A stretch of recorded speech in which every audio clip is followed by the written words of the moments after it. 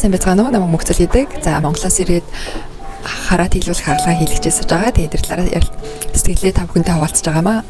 За Монголоос ирэхийнхаа өмнө бол мэдээж одоо нүдний хаалгаа учраас маш олон эмнэлгүүдийг болохоор харьцуулж судалсны үндсэн дээр энэ SNB гэх эмнэлгийг сонгоод одоо хүмүүстэй Монгол байхтай холбогдоод энд ирсэн.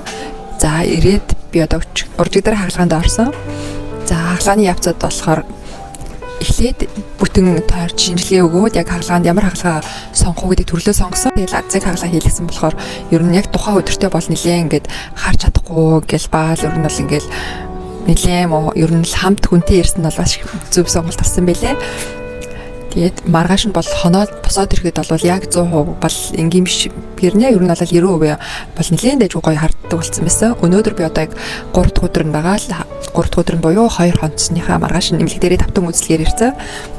Хараагаа үзүүлсэн ер нь бол 100% харалтай болсон байна гэсэн. Тэгээд би маш сэтгэл хангалуун байгаа.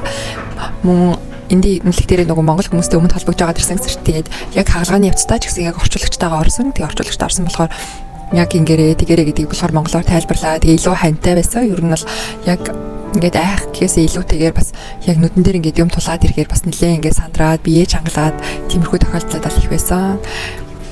Тэгээ одоо ингээд өвдөх зовөр янз бүрийн зовөр бол ер нь бол байхгүй. Одоо цаашдаа бол тусаалгаа сайн тусаагаад явхад бол болохоор байна гэж юмч маань өнөөдөр хэлсэн. Тэгэхэд энэ эмнэлгийг сонгон ирж үйлчлүүлсэндээ маш сэтгэл хангалуун байна.